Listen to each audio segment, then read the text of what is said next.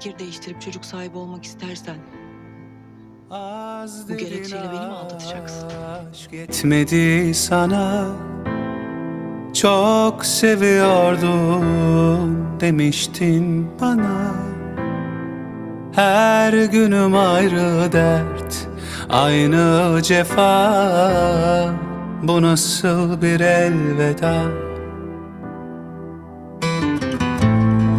Git dedim oysa kal onun adı.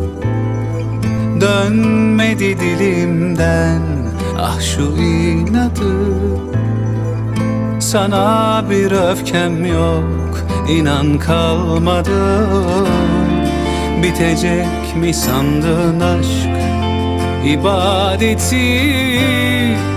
Her an senindir, al bu emaneti.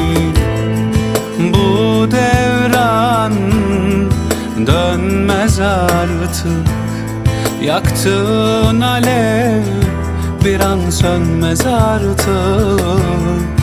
Unutur mu sandın aşk ihaneti?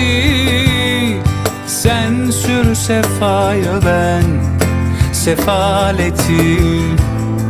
Bu devran dönmez artık.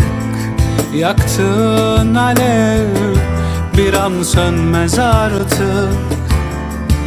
Unutur mu sandın aşk ihaneti? Sen sür sefayı, ben sefaleti.